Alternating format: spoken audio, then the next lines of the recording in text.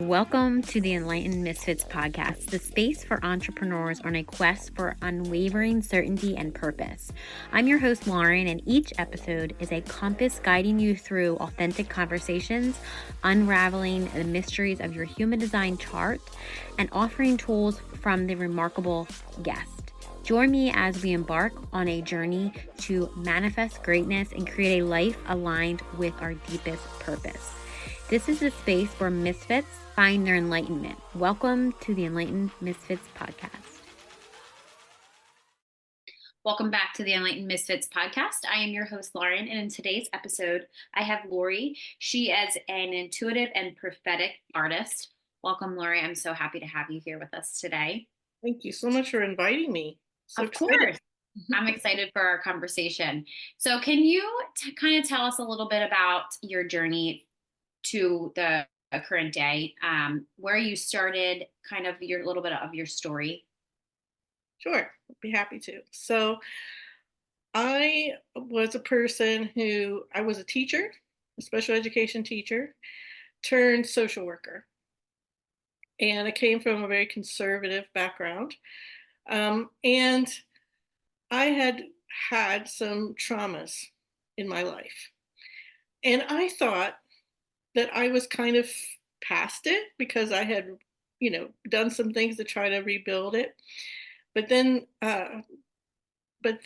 I was a social worker in working with the homeless population, and the pandemic happened, and the whole shutdown happened, and the homeless population, or the people experiencing homelessness, went through a lot because all the rest of us were at our homes, but they had nowhere to go. Right? They depended on the coffee shops and the public libraries and the other places to get some of their needs met. And when that didn't happen, it kind of brought it back onto the social workers that were trying to help them, because we had no resources to work with. And my heart was hurt. And what happened was it brought back a lot of what had already happened to me. So it just kind of re-triggered or re-brought up so many things. And I was going to make myself physically sick by the amount of stress that I had. In fact, I was starting to get physically sick and getting some dis-ease, right, from the stress, just from the level of stress that I felt.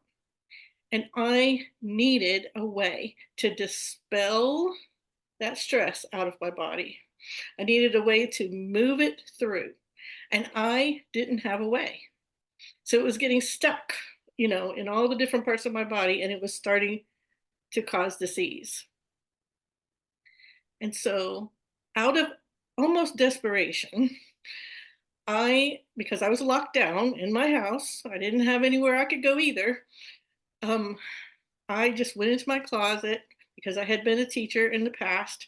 I had got out all my little teacher supplies, little books, little crayons, different, and I just started pouring all of my emotions into just drawing into these old books that I had.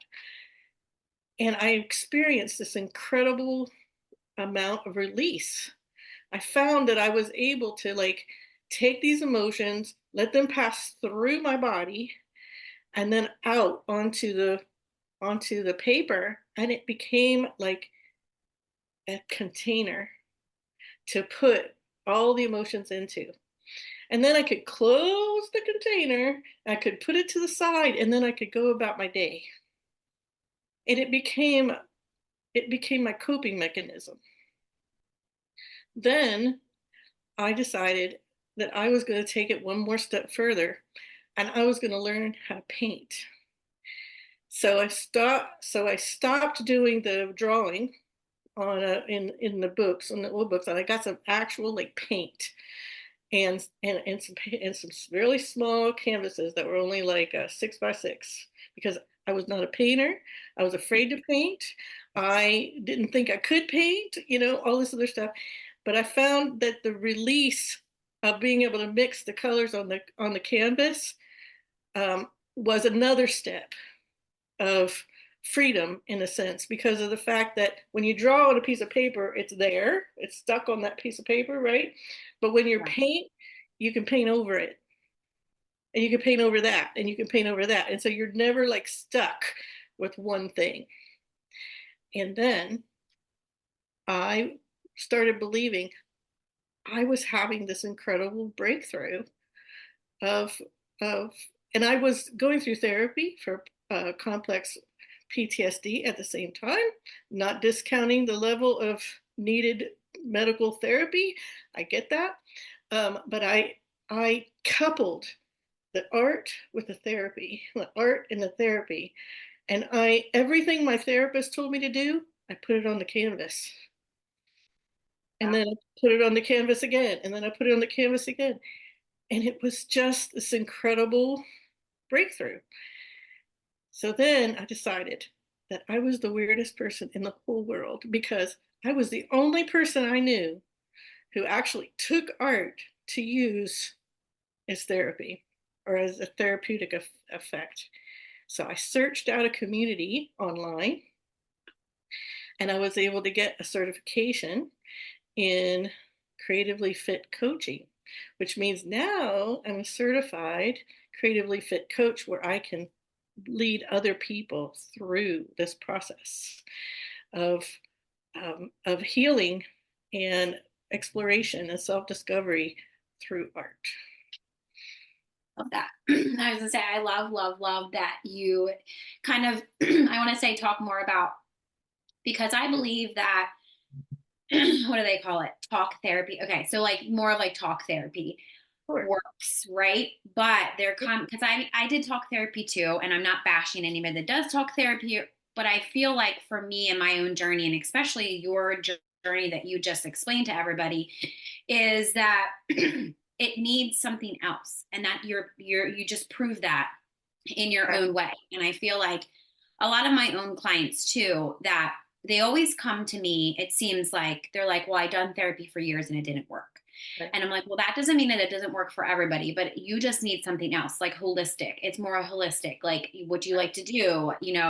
If do you like to do yoga? Mine started with yoga, and I was like, oh, I have to now be a certified yoga instructor. And then it was meditation, and then I was like, oh, now I got to go get my certification for meditation. And then it was human design, and then it like kind of kept going. Same thing with the shamanic journey. Then I was a shamanic practitioner. So it was like I always, at the end of the day, combined the general, like, talk therapy with something that I actually enjoyed, because I feel like for humans, us humans, our human side needs help. Our soul doesn't need help. It's our human side, so we have to kind of, I love that you explained it in that way, because I feel like when people go to therapy and it doesn't work, it's like they just stop. And then it's just like, I'm stuck and I don't know what to do. And I feel like that's when that anxiety comes in. That's when those triggers come back up, depression, if it's, whatever it is. And I feel like, in today's society with mental health, I feel like, I'm starting to see more people do things that they love, a lot, like painting or, being an artist. So I love that you don't call yourself, you never classified yourself as an artist, but now you've kind of owned it because you are, because that's what you use to help. So thank you for that. I was going to say that I've learned that there's a reason why, because of the different parts of our brain, right? The left side of our brain is the linear, logical side of the brain, and that is the side of the brain where words live. Right. The other side of the brain, the right side of the brain, our creative brain, our present brain, our brain that thinks only about possibilities, right? That side of our brain doesn't have any words. Right. Words don't live there. And so when we are doing talk therapy, we are still on that one side of the brain.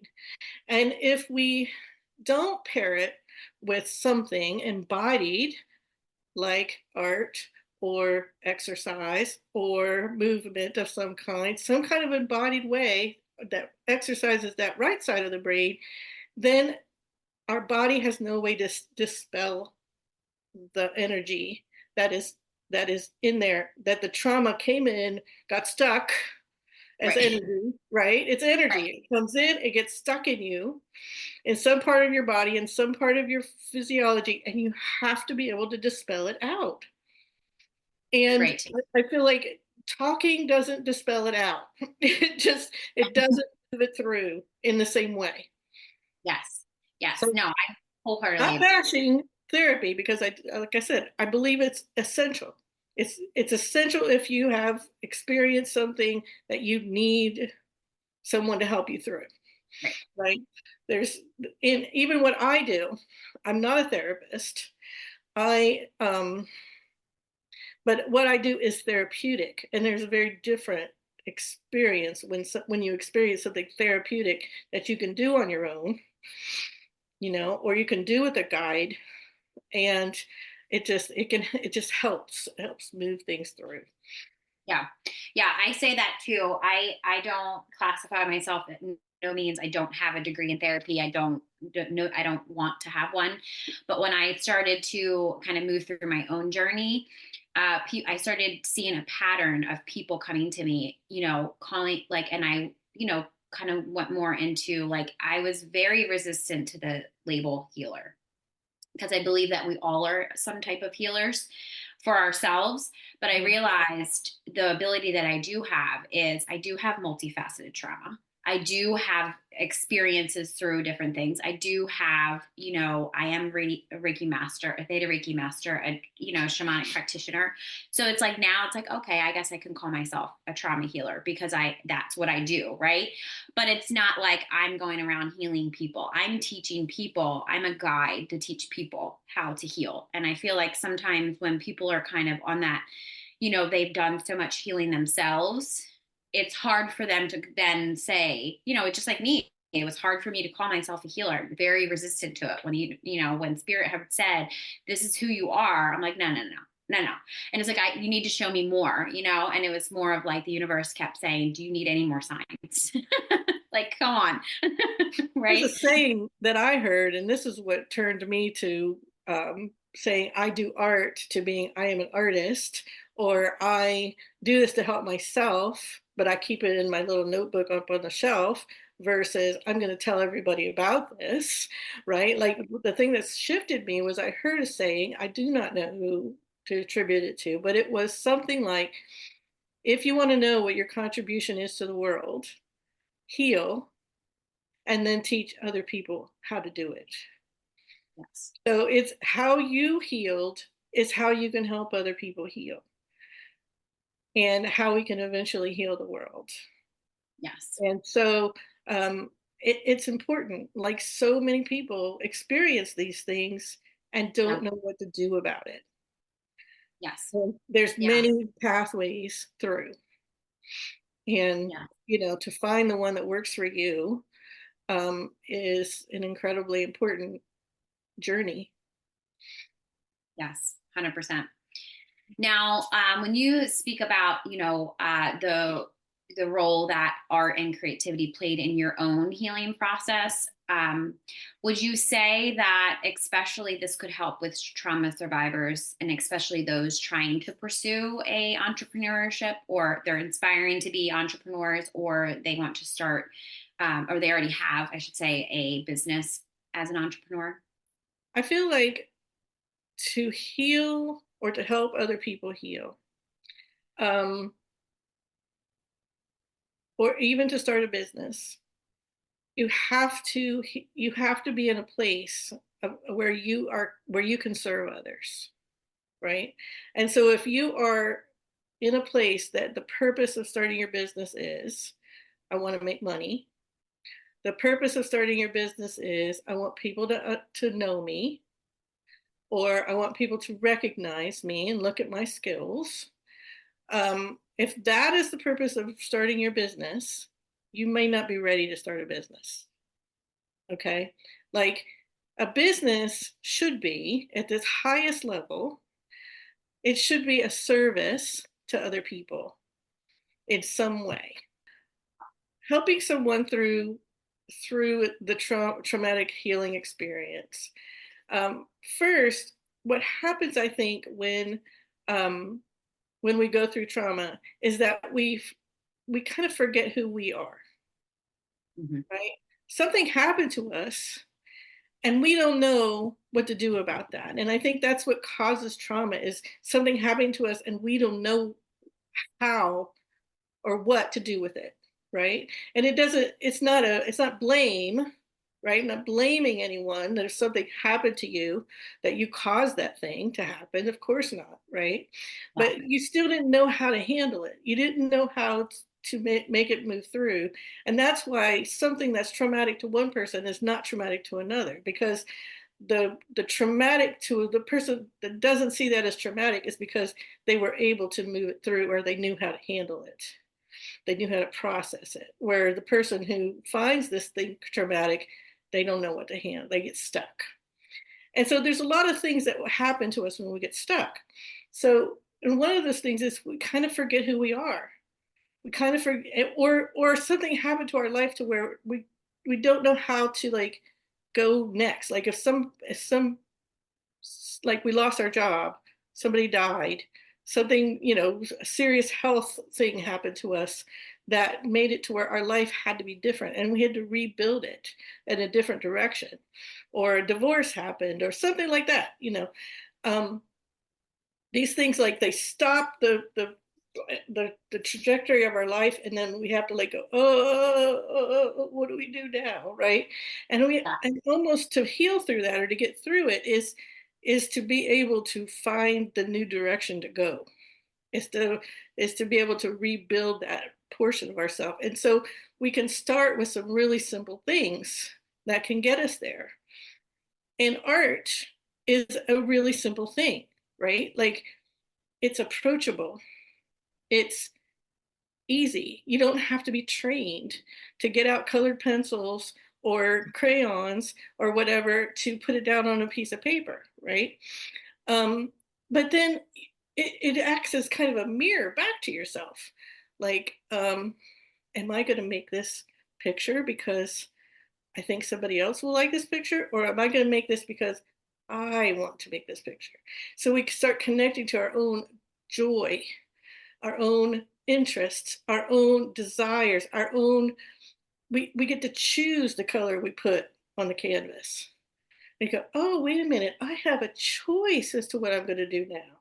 Maybe I also have a choice in these other areas of my life, right? You see how it can transfer.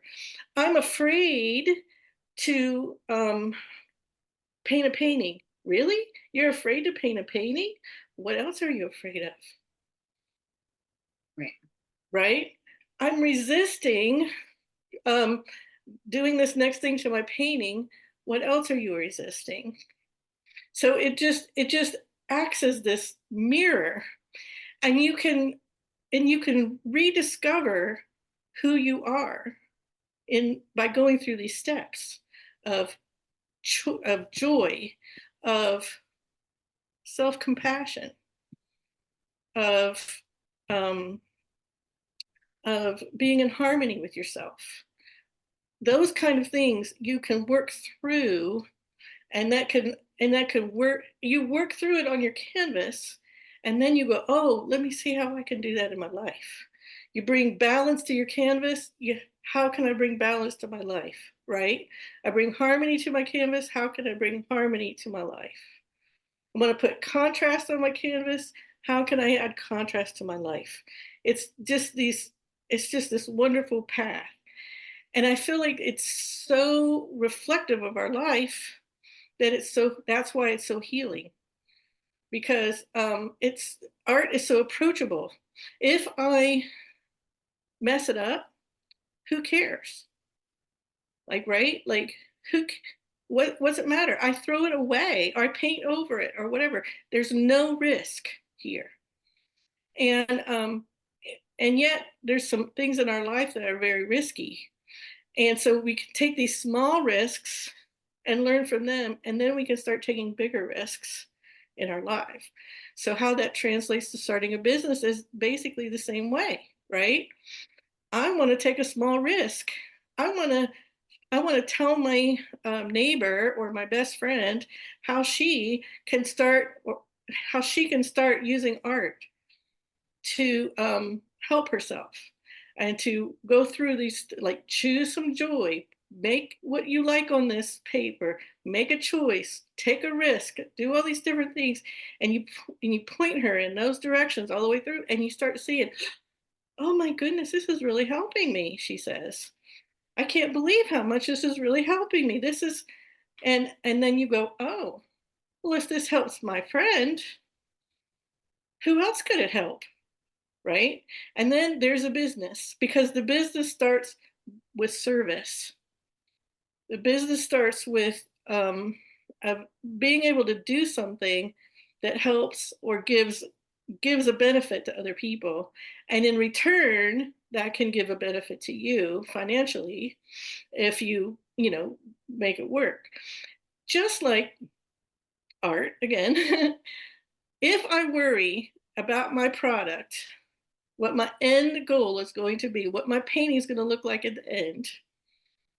If I choose to paint a painting because I think somebody's going to like it, somebody's going to buy it, this might sell well. If I go to a festival, I might sell these out.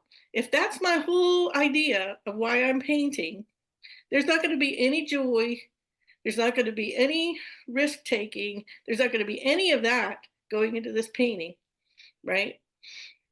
But if I then, but so if I'm so product oriented that I'm not worried about the process getting there, then my product is going to have this dull, lifeless, effect.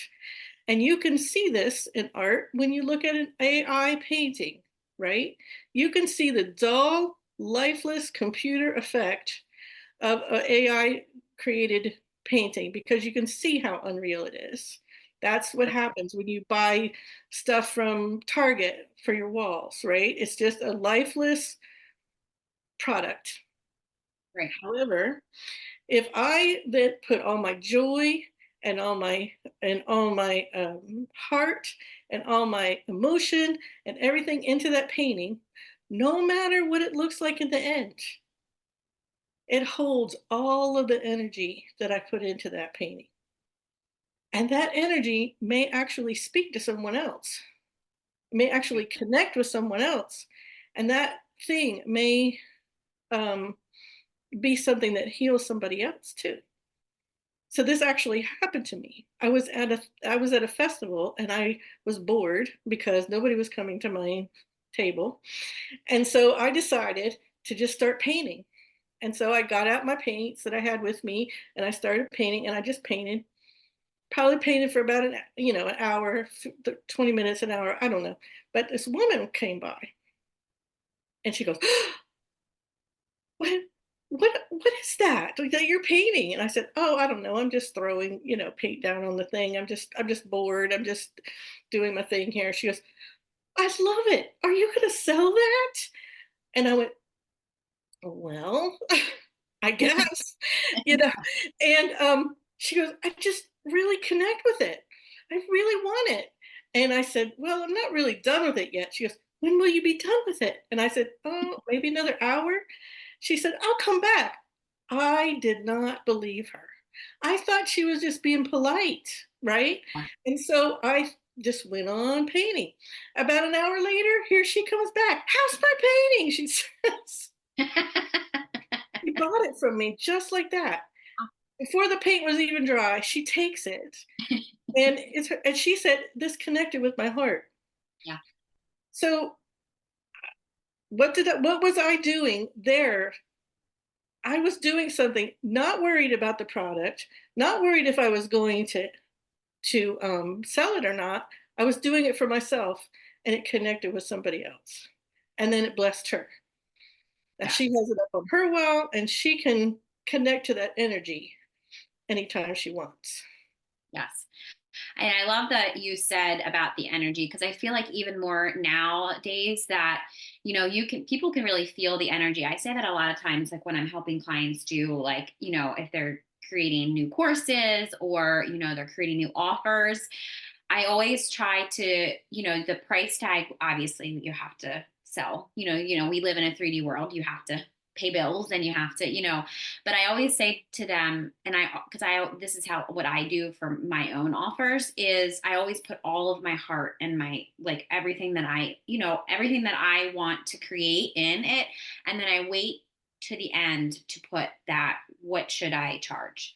Because I feel like an entrepreneur, especially the entrepreneurs that I'm aligned with, everything is heart driven. So it's like the soulmate clients will come to you. You don't have to go chase people, that whole dynamic of that part of, the coaching world, coaching space, and I feel like the people that are drawn to you are going to feel your energy. And they're sometimes now, and this is a process. I don't want anybody listening to this thinking, oh, it's so easy. No, it's not. You have to do a lot of deep healing to get to this space. And I've done a lot of deep healing, and I know, Lori, you have too, to get to this space of, this is my product, this is how much I put into it, and this is how much it is. And it's very, like, I feel like streamlined a lot, once you get to that space.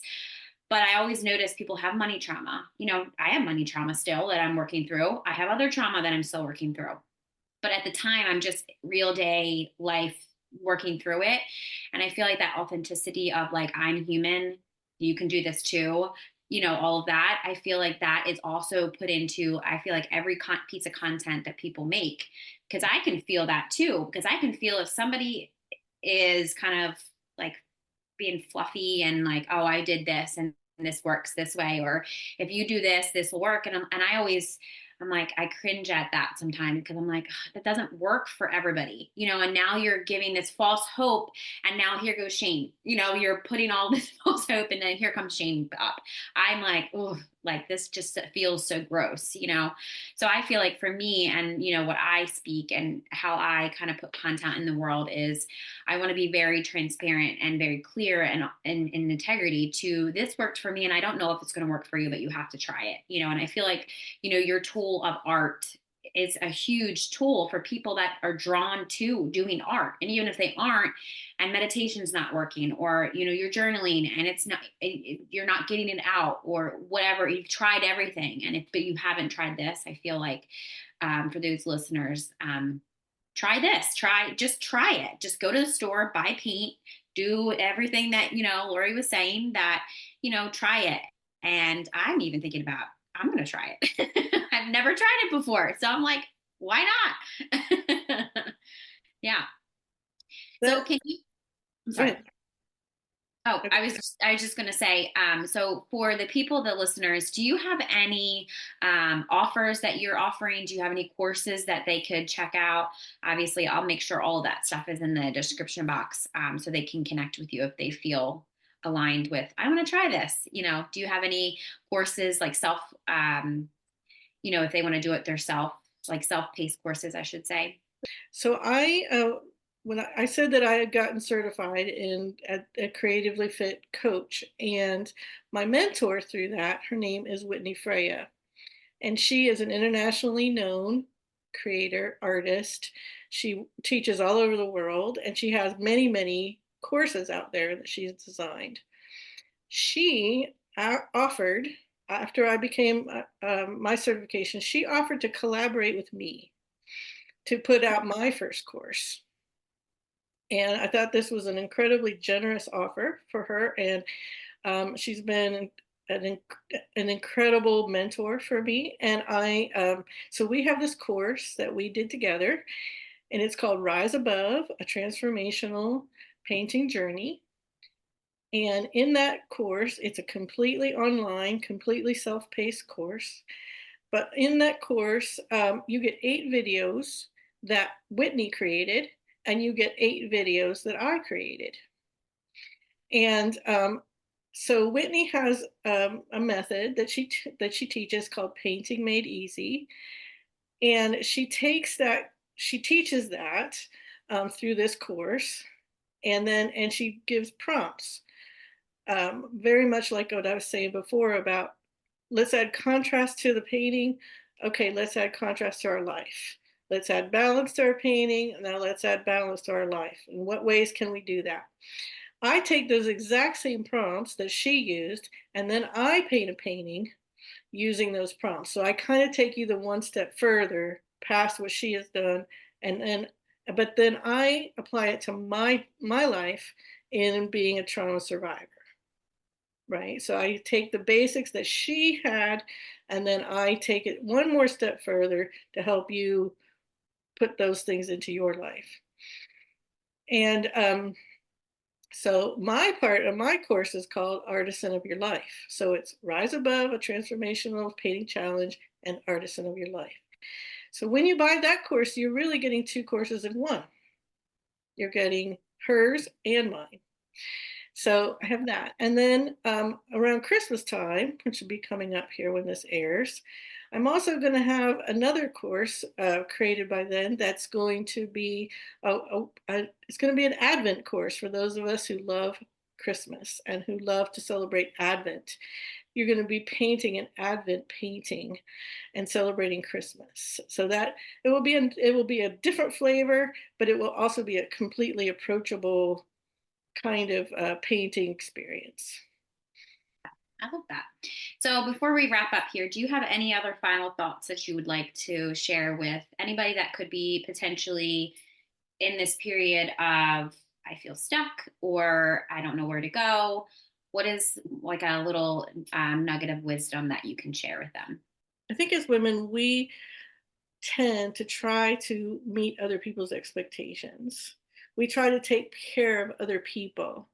We try to fit into a box of what society says that women should do or be. And I feel like that in itself can lead us to kind of lose who we are at our core, inside, who our spirit, what our source aligns with. When we are trying to meet other people's expectations, we forget about ourselves. Art is something that helps you connect back to yourself, back to the present moment. It helps you in being able, even if it's for 15 minutes a day, just like exercise is beneficial for your body, engage in creativity just a little bit every single day benefits your health, well-being, and mental health by just exercising this part of your brain. We have to exercise when we exercise our right side and our left side, and we want to make sure we're doing it equally or we're going to get in balance there. Well, we want to exercise our left side of our brain and our right side of the brain.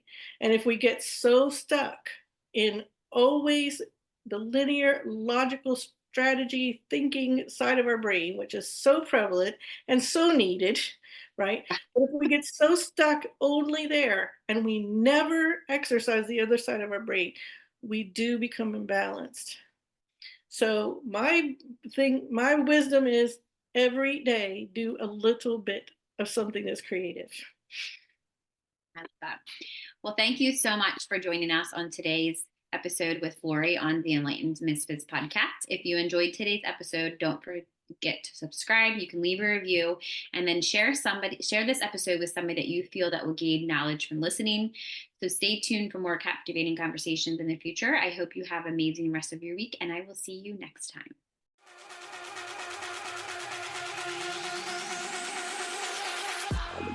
Thank you for joining us on another enlightening episode on the Enlightened Misfits podcast. If you are a current or inspiring to be fempreneur, suffering from the fear of being seen and or feel very triggered when you're building your business, reach out to me at The Mermaid Light about my Rich and Resilient Biz Baddies. This is a collective text message Voxer support group designed to help you heal your triggers and turn imposter syndrome into bad bitch energy. If you resonate with our conversations and insight, don't forget to subscribe, rate the show, and leave a review. Your feedback fuels our mission. Remember, your journey to unwavering certainty and purpose is ongoing. So please make sure you stay connected with us on social media. Keep manifesting greatness in your life. Until next time, this is Lauren from the Enlightened Misfits podcast. Stay enlightened, stay inspired, and keep manifesting your extraordinary path.